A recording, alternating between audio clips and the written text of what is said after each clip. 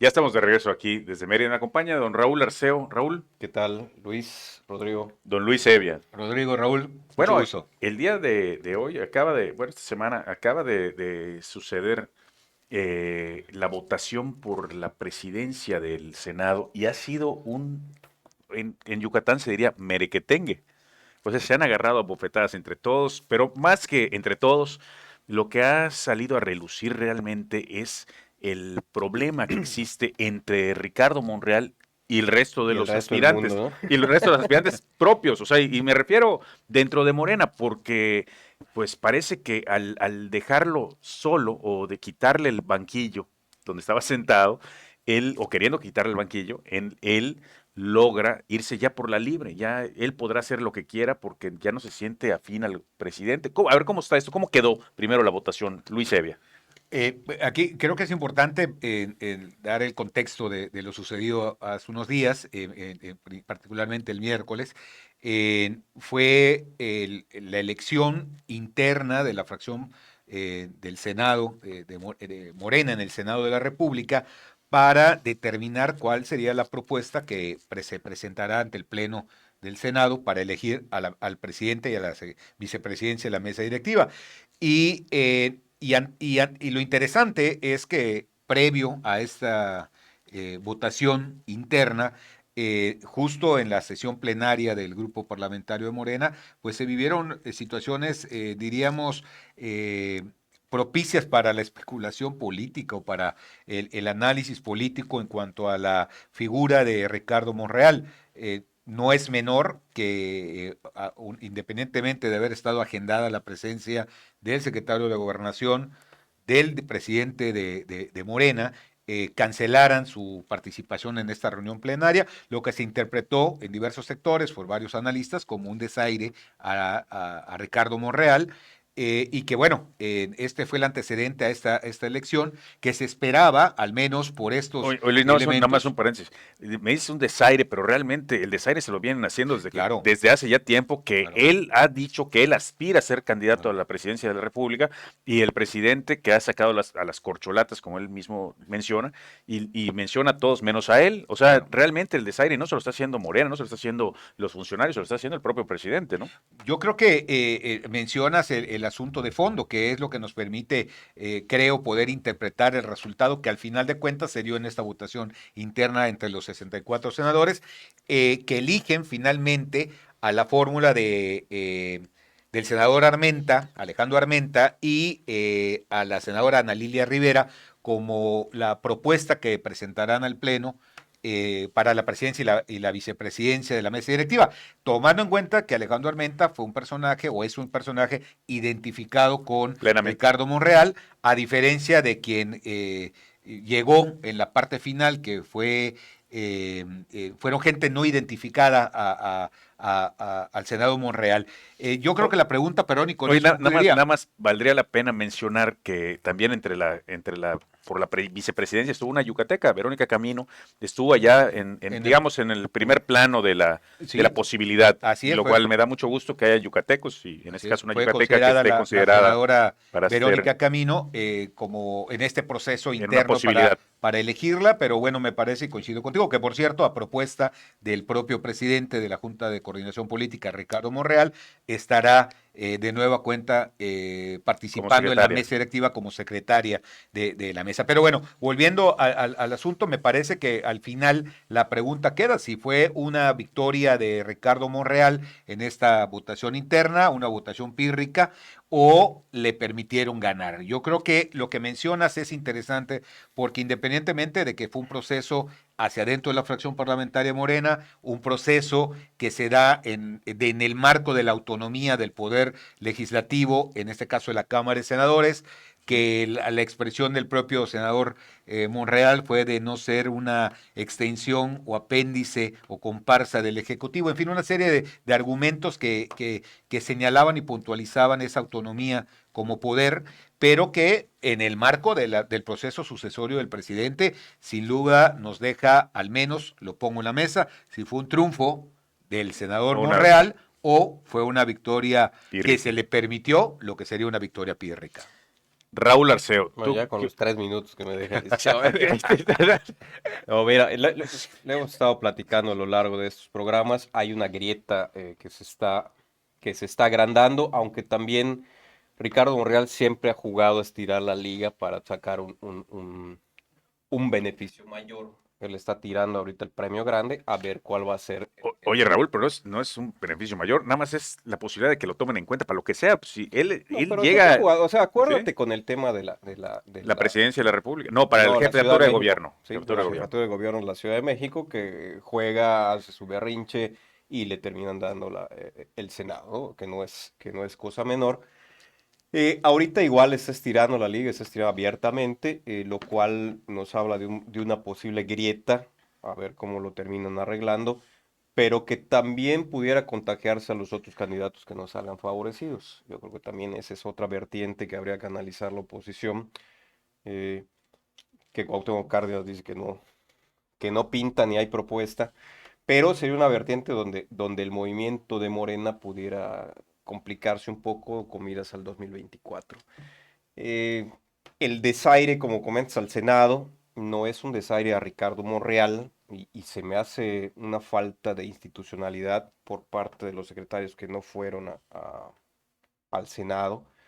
Independientemente, como dice Ricardo Monreal, los pleitos que ellos tengan conmigo, que los arreglen conmigo, las diferencias que tengan conmigo, que las arreglen conmigo, pero que no haya un desaire y una falta de respeto A la institución. sí, a uno de los poderes además.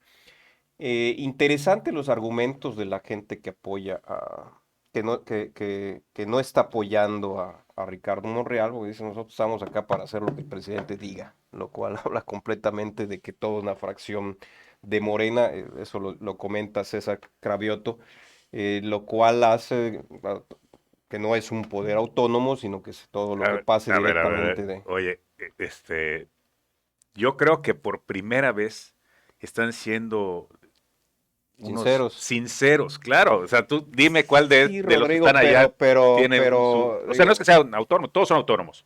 Nada más que sí, ellos mismos se supeditan pero no todo, a la no todo decisión. y en el tenor que el presidente quiera. Yo estoy de acuerdo en que tienen que Al seguir presidente no se le toca ni con el pétalo de de una una coma. coma. Sí, bueno, Eso decían antes. sí. O sea, Antes. Sí, antes, y una iniciativa, ¿no? cuando, Cuando no, decían la y iniciativa. se arma un buen debate, yo pensando que era el pleno, no, era nada más eran las broncas en Morena, ¿no? O No, sea, y claro, todo lo que se dice fue interesantísimo. claro, oye, pero Raúl, porque de esto, o sea, es un hecho que quienes proponen por parte de Morena son los que van a ser los presidente y vicepresidente. O sea, no creo que haya No, claro, posibilidad pero de estuvo interesante el diálogo. debate, a eso me refiero. No, no, fue un debate bastante interesante y no se llega a ofensas, pero sí las posturas muy claras de que hay un rompimiento dentro del Senado, donde hay gente que quiere hacer las cosas diferentes.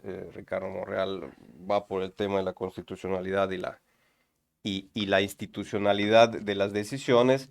Y en el caso del resto de la gente que está con el presidente, que dice, como vengan las cosas del presidente, las tenemos que pasar. Respecto a la pregunta que comenta, a la pregunta que hace Luis de decir fue una victoria pírrica, yo creo que sí. Desde mi punto de vista, yo creo que sí. Vamos a ver cómo se sigue agrandando el tema, pero también yo sigo insistiendo que Ricardo Morales sigue estirando la liga a ver hasta dónde se llega para terminar negociando algo interesante para él. Sí. Pero ¿qué podría estar negociando? No Porque, tengo idea.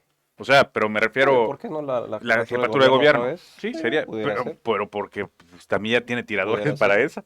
No, hay tiradores, seguro que hay tiradores. Está García Harfuch, creo que es uno de los más adelantados o los mejores posicionados, pero ¿por qué no? Oye, oye, sería la primera vez que un policía diera una batalla, eh, digamos, por una candidatura, diera una batalla electoral. No, ya No, hay el O antecedente. solamente. El propio Marcelo Ebrard Bueno, Marcelo Ebrard también fue fue. jefe de la Secretaría lo de baja, Seguridad Pública, Lo baja Fox. exactamente, y luego compite por Entonces son los únicos tres. la jefatura de gobierno en ese Serían momento. los únicos tres. Marcelo Ebrard, García Harfuch y Luis Aidén.